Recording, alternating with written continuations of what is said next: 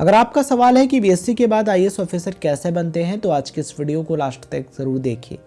इस वीडियो में step by step हम आपको बताने वाले हैं कि आप किस तरीके से एक आईएएस ऑफिसर बन सकते हैं after completing BSc. BSc complete करने के बाद आप एक आईएएस ऑफिसर किस तरीके से बन सकते हैं, आपको कौन सा एग्ज़ाम देना होगा, कितने पेपर देने होंगे, कितने मार्क्स के होते हैं, पूरा प्रोसेस क्या होता है। अगर आप इन चीज़ों के बारे में डिटेल से एंड राइट इन्फॉर्मेशन पाना चाहते हैं तो इस वीडियो को लास्ट तक ध्यान से देखते रहिए। तो मेरा नाम है प्रदीप मौर्य और आप देख रहे हैं हमारा YouTube channel the special study centre. इस वीडियो में बात करेंगे कि बीएससी के बाद एक आईएएस ऑफिसर कैसे बने।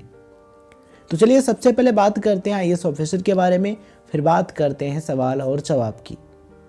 आईएएस इसका फुल फॉर्म होता है इंडियन एडमिनिस्ट्रेटिव सर्विस, यानी कि भारतीय प्रशासनिक सेवा। आईएएस ऑफिसर बनने के लिए सिविल सेवा परीक्षा यानी सिविल सर्विसेज एग्जाम को क्लियर करना होता है।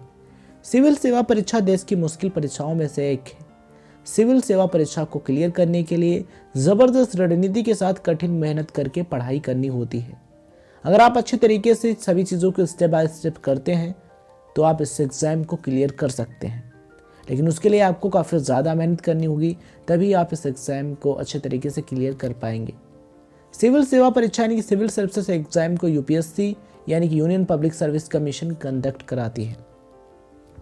यूपीएससी एग्जाम को अच्छे तरीके से क्लियर करने के बाद, पूरा प्रोसेस कंप्लीट करने के बाद आप एक आईएएस ऑफिसर बन सकते हैं। अब हम बात करते हैं सवाल और जवाब की।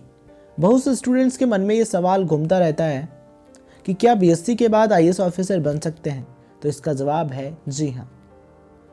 आईएएस ऑफिसर बनने के लिए बैचलर डिग्री की ज़रूरत होती है, यानी कि अगर आप एक आईएएस ऑफिसर बनना चाहते हैं तो आपके पास बैचलर डिग्री होनी ज़रूरी है, यानी कि आपको ग्रेजुएट होना ज़रूरी है। तो बीएससी जो है इसका फुल फॉर्म होता है बैचलर ऑफ साइंस, ठीक है। ये एक बैचलर डिग्री कोर्स है, यानी कि अंडर ग्रेजुएट डिग्री कोर्स है, ठीक है।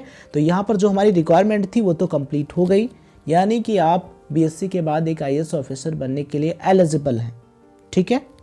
अगर आप अच्छे तरीके से पूरा प्रोसेस कंप्लीट करते हैं तो आप एक आईएएस ऑफिसर बन सकते हैं, ठीक है। तो बीएससी के बाद आप एक आईएएस ऑफिसर बन सकते हैं बिकॉज आपके पास बैचलर डिग्री है, ठीक है, आप ग्रेजुएट हैं इसलिए, ठीक है।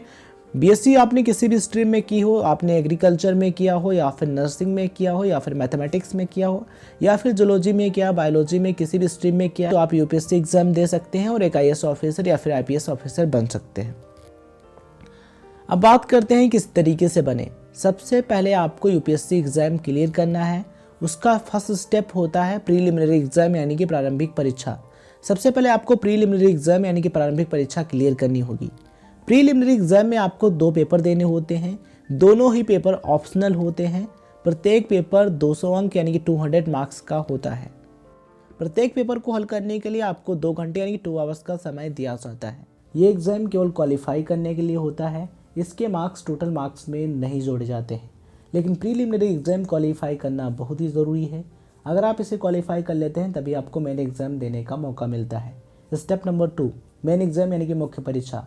अगर आप प्रीलिमिनरी एग्ज़ाम यानी कि स्टेप नंबर 1 क्लियर कर लेते हैं तब आपको मेन एग्ज़ाम देने का मौका मिलता है। इस एग्ज़ाम में आपको टोटल 9 पेपर्स देने होते हैं, यानी कि कुल 9 पेपर देने होते हैं, जिनमें से 7 पेपर के जो अंक हैं, जो मार्क्स हैं, वो जोड़े जाते हैं, लेकिन 2 पेपर केवल क्वालिफाई करने के लिए होते हैं। 9 पेपर में से 7 पेपर के जो अंक हैं वो जोड़े जाएंगे और 2 के नहीं, 2 पेपर केवल क्वालिफाई करने के लिए होते हैं। इस चीज़ का ध्यान रखें। मेन एग्ज़ाम कुल 1750 यानी कि 1750 मार्क्स का होता है। अगर आप मेन एग्ज़ाम को अच्छे तरीके से क्लियर कर लेते हैं, सभी चीज़ें स्टेप बाय स्टेप करते हैं, तब आपको इंटरव्यू देने का मौका मिलता है।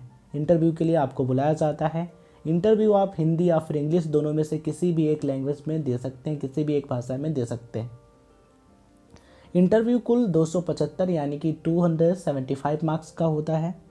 अगर आप इंटरव्यू अच्छे तरीके से क्लियर कर लेते हैं तब आप फाइनली एक आईएएस ऑफिसर यानी कि इंडियन एडमिनिस्ट्रेटिव सर्विस ऑफिसर के रूप में सेलेक्ट हो सकते हैं।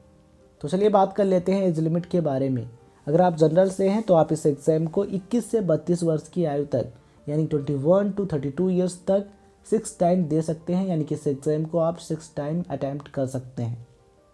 अगर आप ओबीसी के कैंडिडेट हैं तो आप इस एग्ज़ाम को 21 से 35 वर्ष की आयु तक यानी 21 to 35 ईयर्स तक 9 टाइम यानी कि 9 अटैम्प्ट आपको दिए जाते हैं।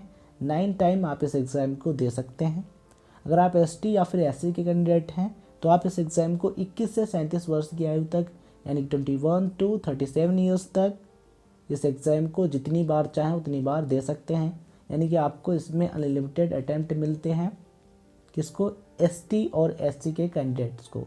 तो अगर आप सभी चीज़ें स्टेप बाय स्टेप करते हैं, अच्छे तरीके से कंप्लीट करते हैं, तो मुझे उम्मीद है कि आप एक ना एक दिन आईएएस ऑफिसर ज़रूर बनेंगे। हमारी शुभकामनाएं आपके साथ हैं। अच्छे तरीके से पढ़ाई कीजिए और अच्छे तरीके से एग्ज़ाम को क्लियर कीजिए। अगर आपको ये वीडियो अच्छा लगा हो तो इस वीडियो को लाइक और शेयर ज़रूर कीजिए। चैनल पर नए हैं तो भी सब्सक्राइब कीजिए हमारे channel the special study centre को, जहाँ पर आपको मिलते हैं राइट एंड इंटरेस्टिंग इन्फॉर्मेशन। इस वीडियो को देखने के लिए आप सभी का बहुत बहुत धन्यवाद।